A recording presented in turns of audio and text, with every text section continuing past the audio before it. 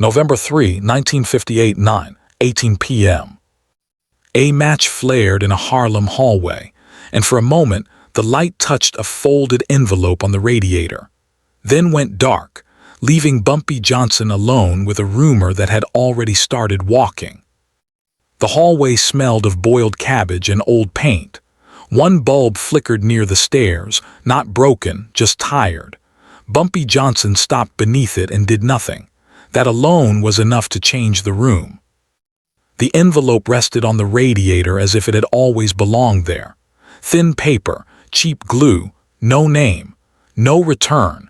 Heat from the pipes pressed against it, softening the edges, bending the corner just enough to show it had been waiting. Not long, long enough. Down the block an engine idled, too steady, not impatient. A patrol car sitting where it did not need to sit. That was the danger, not a gun, not a shout, just a presence that wanted to be noticed. Bumpy did not look at the window. He did not reach for the envelope. He stood with his hands at his sides and let the moment finish itself. People thought power arrived loud. It didn't. It arrived early and stayed quiet. The envelope had no message inside. That was the point. It was a container for assumption. Anyone who saw it would decide what it meant before they ever touched it. Bumpy understood that better than most men understood money. Footsteps came from above. A tenant passed, nodded once, and kept moving. The nod mattered. It always did. Respect was not requested here. It was practiced. Bumpy leaned closer to the radiator, close enough to feel the heat on his knuckles. The envelope curled slightly, like it wanted to speak. He let it. By morning, a man across Harlem would behave as if he had learned something important. Not because anyone told him, because he wanted to believe he had discovered it himself. That was the deadline. No clock could improve it. Bumpy finally lifted the envelope. He weighed it between two fingers, felt the emptiness, then set it back where it had been. Ownership was a mistake. Presence was enough. Outside, the engine cut. Tires rolled away slow. Whoever had been watching had seen nothing they could name. That would bother them later. Bumpy turned and walked toward the stairs. Halfway up, he stopped. Things travel faster when they think they're alone. He didn't say it to anyone in particular. The walls had heard worse. At the top of the stairs, a door stood open a hand's width. Light spilled out, warm and careless. A card game. Laughter that did not ask permission. Bumpy entered without announcement and took a seat that had been saved without anyone admitting it. No one mentioned the envelope. No one mentioned the car. They didn't need to. A sentence floated across the table, unfinished, shaped like curiosity. Bumpy didn't complete it. He smiled once, thin and brief, and let silence do the work. Silence always did. The rumor began there, not spoken, just aloud. It slid between men the way certainty does when it feels helpful. By the time the cards were dealt again, it was already moving. Bumpy watched hands, not faces. Faces lied. Hands kept records. He knew how this ended, not the details, the weight, the cost, the way people would look for a source and find none. As he stood to leave, he glanced back toward the hallway, toward the radiator, toward the envelope doing its quiet job. He was certain of one thing. When the story arrived where it was headed, someone would claim they had always known. But who would say where it started? Bumpy stepped back into the hallway alone. The card room noise sealed itself behind him, laughter folding into wood and paint. What remained was heat, the soft hiss of pipes, and the envelope doing exactly what it was meant to do. He did not look at it this time. He had already given it all the attention it required. A woman passed with a laundry basket balanced on her hip. She glanced at the radiator, slowed half a step, then kept walking. Her eyes lingered longer than her feet. That was enough. The envelope didn't need hands. It needed witnesses. Bumpy moved toward the front door and stopped again, not because something pulled him back, but because he always chose his pauses. Pauses made room. Room made meaning. Outside, Harlem carried on. Music from a window down the block. A bus exhaled at the corner. Somewhere, a man laughed too loudly, the way men did when they wanted the night to forgive them. Bumpy rested his palm against the doorframe. He thought about the man who would hear the rumor first, not the loudest man, not the smartest, the one who needed it most. Men like that didn't wait for proof. They waited for permission. The deadline pressed, gentle and sure. By morning, the rumor would feel old enough to trust. Fresh stories made people cautious. A story that seemed to have already lived a little felt safer. He stepped out onto the stoop.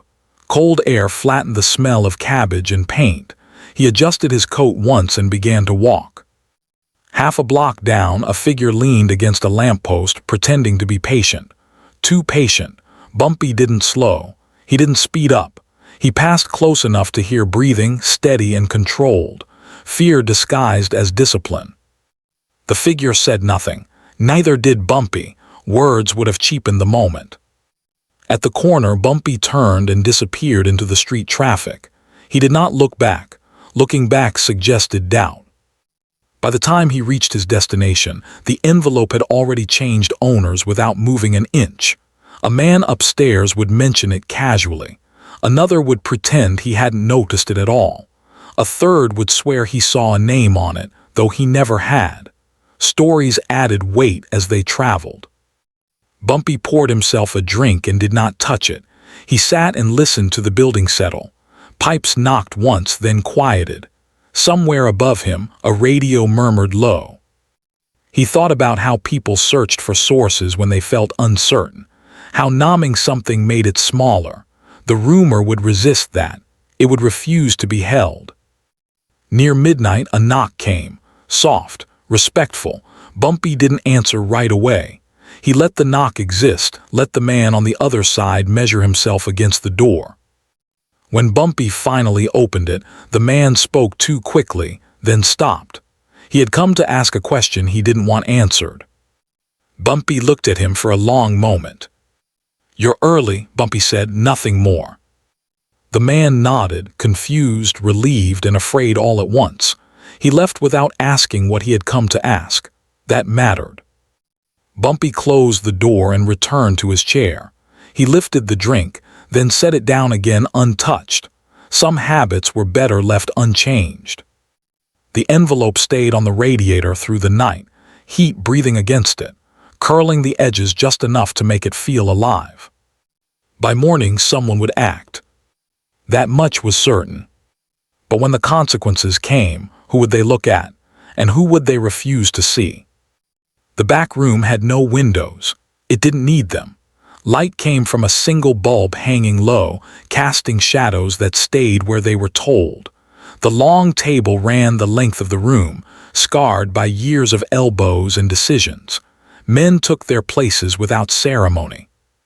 Bumpy Johnson arrived last and still sat first. No one pulled out his chair. No one needed to. Space opened the way it always did. He placed his hat on the table not as a marker just where it landed. That mattered. Things placed with intention invited questions. This did not. The rumor was already there, not spoken, not named. It rested between glasses and folded hands heavier than the wood. A man at the far end cleared his throat. Another reached for a drink and stopped halfway, remembering something he couldn't quite remember learning. Bumpy watched hands. They told the truth before mouths caught up. Someone mentioned a shipment that wasn't coming, not as news, as confirmation. Heads nodded with relief that felt like agreement. No one asked how he knew. Knowing felt better than asking. The envelope was absent, and because of that, it was present everywhere. Bumpy leaned back slightly, enough to be seen, not enough to claim the room. He let the table do the work. Long tables made people honest. They had nowhere to hide their eyes. A chair scraped, too loud. The man who moved it apologized without speaking. He didn't sit. He hovered, waiting for permission that wouldn't be given. "Sit," Bumpy said. One word, calm, finished. The man sat. That was the confrontation, though no one would call it that. Truth surfaced without being pulled. The rumor found a mouth willing to host it. "I heard," the man said, then stopped. He tried again. "There's talk." Bumpy didn't answer. He didn't need to. Silence pressed the words flat, made them clearer. The man swallowed. "About Lennox." Bumpy lifted his glass and took a single sip. The room adjusted itself around the motion. "Harlem's full of talk," Bumpy said. His voice didn't travel far, it didn't have to.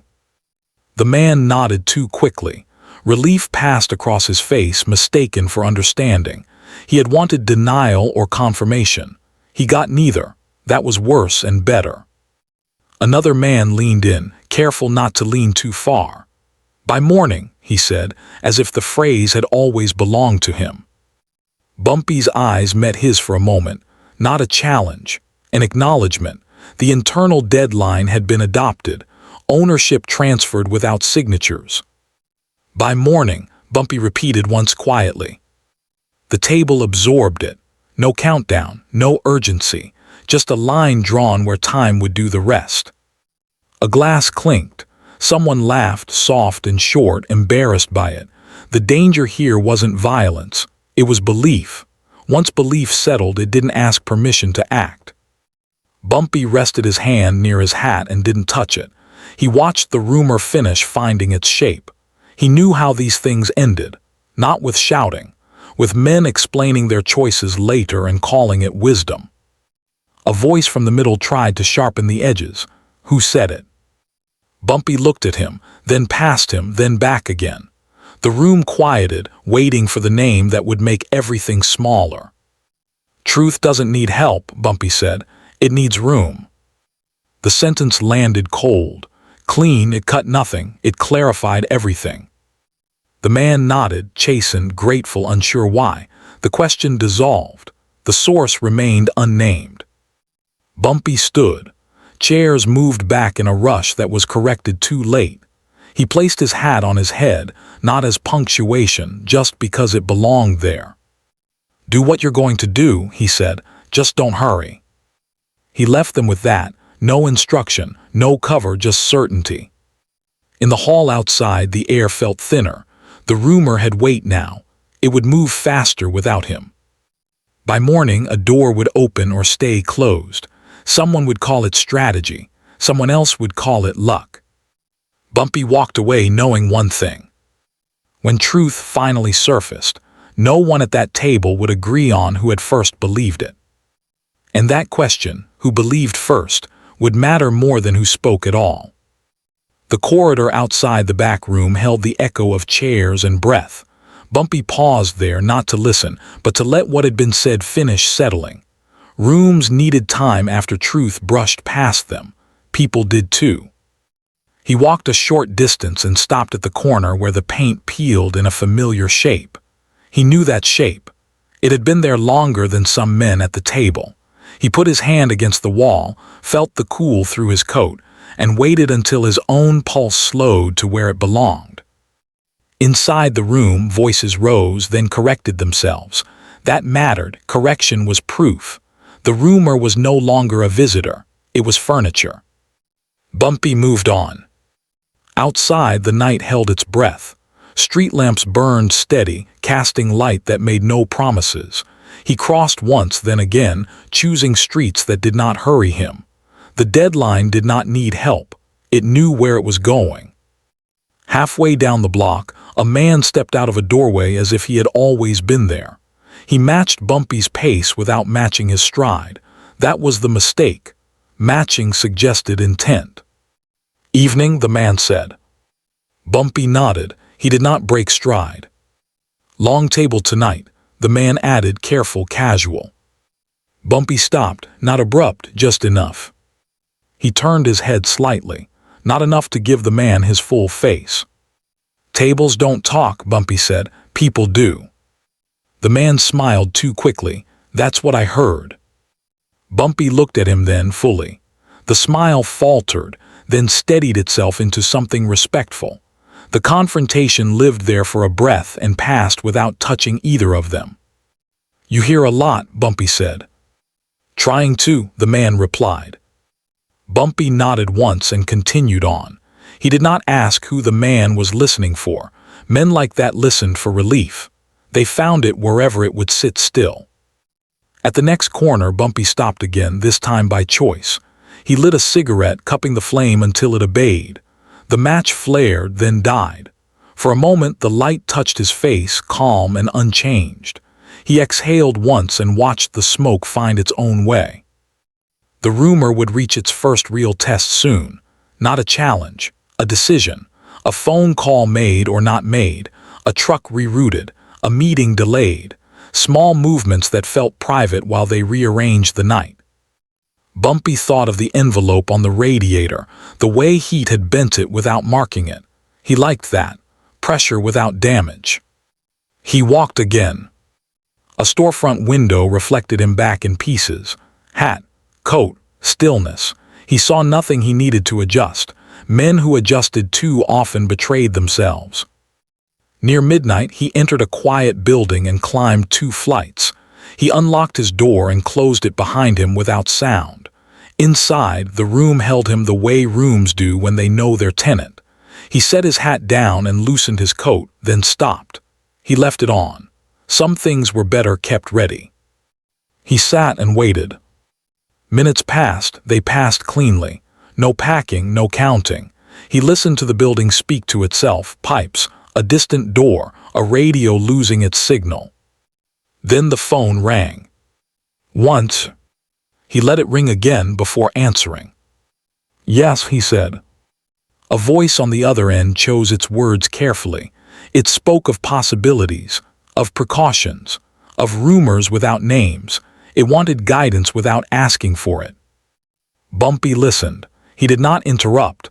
Interruptions suggested eagerness. When the voice finished, Bumpy waited a beat longer than necessary. By morning, he said. That's what I thought, the voice replied, relieved. Bumpy did not correct him. He hung up and returned the phone to its place. He poured a drink and took a sip this time. It tasted the way it always did. That was important. Consistency calmed people. It calmed events. He sat and considered the table again. The men around it would be explaining themselves now, rehearsing reasons that sounded better with each telling. They would convince themselves they had always intended to act this way. Intent was a story men told themselves so they could sleep. The envelope stayed where it was. No one had taken it yet. Taking would be a claim. Claims created trails. Someone would move it soon enough, but not tonight. Tonight it belonged to the heat. Bumpy stood and walked to the window. He looked out without searching. He trusted the city to bring him what mattered. The street below moved at its own pace. A couple argued softly. A car passed, then another. He thought about the question that had been asked at the table, who said it, and the way it had died. Questions died when they were answered too well or not at all. This one had chosen the latter.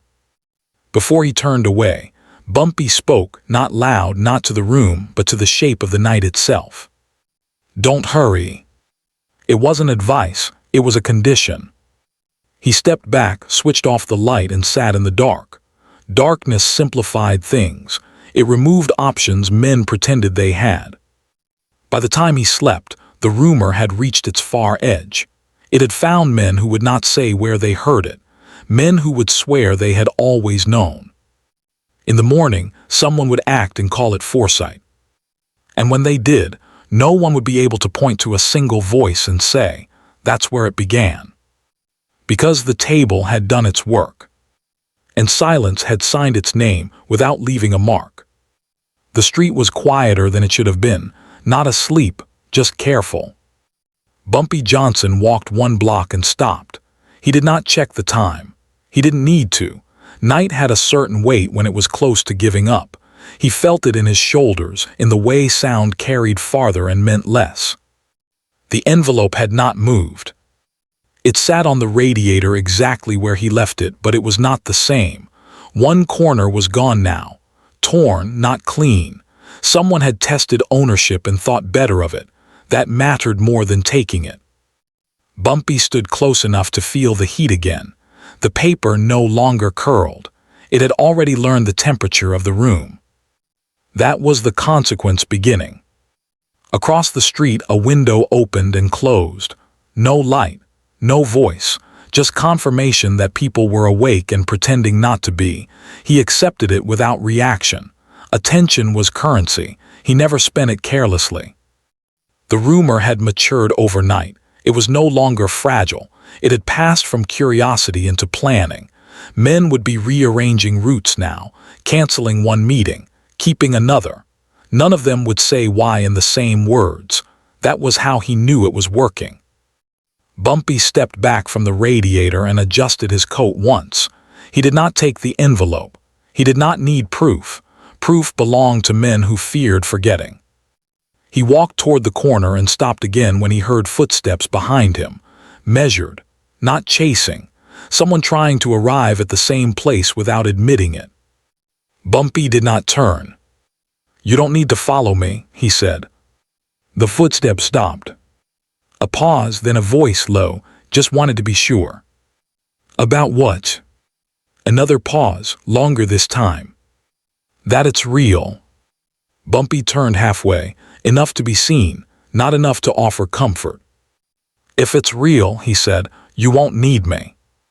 The man nodded, though Bumpy had already turned away. Relief always came with obedience. Men mistook one for the other. By the time Bumpy reached the end of the block, the footsteps had gone. The man would tell himself he had decided to stop. That story would help him later. The deadline pressed closer now.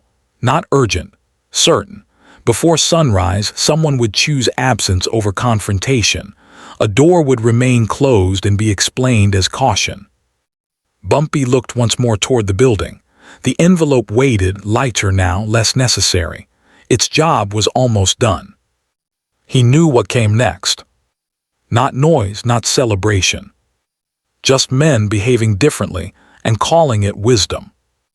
And one quiet question hanging in the air, unanswered and heavier than paper. When no one claims the source, who carries the blame? The city shifted without announcing it.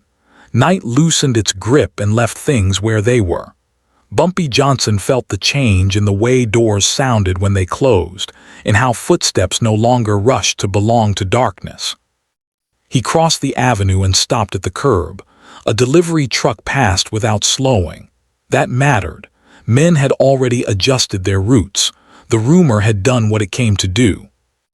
The envelope was gone. Not torn, not discarded, taken whole, cleanly. Whoever took it wanted to finish the thought it started. Ownership had finally been claimed, and with it, responsibility. Bumpy stood still. He did not follow the trail. Trails led to explanations. Explanations weakened outcomes. Somewhere nearby, a phone rang and rang again. He imagined it unanswered. He imagined the silence after. Both images felt correct. He walked 2 blocks and sat on a low stoop, choosing a place where nothing important happened. Waiting there changed nothing. It confirmed everything. The man who had followed him earlier appeared again, this time from the side. He did not pretend surprise. "They moved it," the man said. Bumpy nodded once. He had already felt the absence. "They're holding off," the man continued, "just for now." "Just for now is enough," Bumpy said. The man hesitated. He wanted permission to ask the question that had been eating him since the night before. He took it anyway. "Did you start it?" Bumpy looked at him, fully this time. "If I had," he said, "you wouldn't be asking." The man absorbed that and stepped back. He understood what he needed to understand. Understanding came easier when it arrived without ceremony. Dawn touched the edges of buildings and stopped. The sky did not brighten, it thinned. Bumpy stood and brushed his coat. He did not look back at the stoop. Places didn't keep score. By the time he reached his building, the decision had been made. Somewhere, a man chose delay over risk. He would tell himself it was temporary. Temporary choices lasted longer than permanent ones. Inside, Bumpy poured coffee and drank it black. No sugar, no milk. The taste anchored him more than the envelope ever had. He sat at the table and folded his hands. He did not wait for a call. Calls followed decisions, not the other way around. When the phone finally rang, it rang once. "We're clear," the voice said. Bumpy closed his eyes for a moment, not in relief, in recognition. "Good," he said. He hung up and returned the receiver gently. Violence never announced itself. Neither did control. The envelope would never be mentioned again. Not because it didn't matter, but because it had mattered too much. Objects that worked became invisible. Bumpy stood and opened the window. Morning air entered the room without asking. Outside, Harlem woke and behaved as if it always had. Inside, one habit had changed. A man stopped asking who said what. He started watching what happened next. And the question remained, unanswered but settled. When silence moves men more than words, who truly decides? Morning did not arrive, it revealed itself. Bumpy Johnson noticed it in small things. A milk bottle placed closer to the door than usual. A man sweeping the same patch of sidewalk twice. Movement without direction meant decisions had already been made. The envelope did not return. That was final.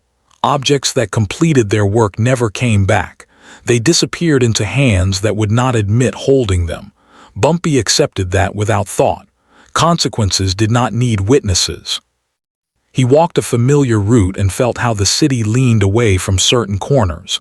Not fear, adjustment. Men had decided to be elsewhere, and that choice would cost them later. Costs always came quietly. At a cafe, two men spoke in lowered voices and stopped when Bumpy entered. Not because of him, because of what they believed he knew. He ordered coffee and waited. Waiting invited mistakes. One man glanced at the door, then back at his companion. He wanted confirmation without exposure. He would not get it. Bumpy stirred his cup once and set the spoon down untouched. Outside, a car that usually parked near the curb rolled past and did not stop. A route had been changed. A plan revised. The rumor had hardened into behavior. That was the true measure. He finished his coffee and stood. Chairs moved back too fast, then slowed, embarrassed. He nodded once and left them with their silence. The internal deadline had passed. Not announced, not celebrated. It passed the way truth did, by leaving evidence behind and no signature. Bumpy walked toward Lenox Avenue without intention, just gravity. The radiator was cold now. The hallway smelled the same. The envelope's absence felt heavier than its presence ever had. Someone had taken responsibility for believing. That was the consequence. He paused on the stairs and listened. No footsteps followed. No voices asked. The unnamed source had done its work and vanished into routine. Bumpy knew how this would be remembered. Men would say the timing was right, that caution had prevailed, that luck favored the patient. They would avoid saying rumor, avoid saying fear, avoid saying his name. He placed his hand on the rail and felt the worn wood. Habit anchored him better than paper ever could. The story was over. What remained was simpler. Who benefits when no one can point to the beginning? By mid-morning, the city had settled into its excuses. Bumpy Johnson moved through Harlem without being followed. That was new, not safety, clarity. When men stopped watching, it meant they believed the danger had passed or decided it never belonged to them. Both conclusions served the same purpose. The envelope did not return. It would not. Objects that finished their work did not circle back. They disappeared into drawers, into pockets, into fires that left no smoke. Bumpy did not imagine where it went. Imagining gave weight to things that were already done. At the corner where he usually paused, he did not pause. That was the concrete consequence. A habit ended. Men noticed. They always did. When a powerful man stopped doing something small, it signaled more than speeches ever could. A pause removed was a door closed without noise. A man across the street watched Bumpy pass and looked away too late. He had been waiting for reassurance that would never come. Reassurance weakened judgment. Bumpy had no interest in weakening anyone today. He entered a bar he did not own and ordered nothing. He stood, rested one hand on the counter and listened. Two men argued softly about timing, not about truth. Timing mattered more now. Truth could wait. Bumpy spoke once. "Careful," he said. Nothing else. The men stopped talking, not because they were told to, because the word fit what they were already thinking. That was how authority survived without force. He left before they could thank him. Outside, the sun climbed without heat. Morning had finished deciding what kind of day it would be. Somewhere, a meeting would not happen. Somewhere else, a truck would arrive late and be turned away. Small consequences, clean ones. Bumpy returned home and took off his coat. He hung it in the same place he always did. Consistency mattered after disruption. He washed his hands longer than usual, then dried them carefully. The habit of cleanliness replaced the habit of pausing. That was the exchange. The phone did not ring again. It wouldn't. Men who acted believed they had solved their problem. Men who delayed believed they had avoided one. Both groups would sleep better for a while. Bumpy sat and stared at the empty table. No envelope, no message, just space where certainty had been invited and then dismissed. He did not feel satisfaction. Satisfaction was noisy. He felt alignment. Things had moved the way they were meant to move. Outside, Harlem went on. Radios played. Doors opened. Arguments ended without winners. The city absorbed the adjustment and called it normal.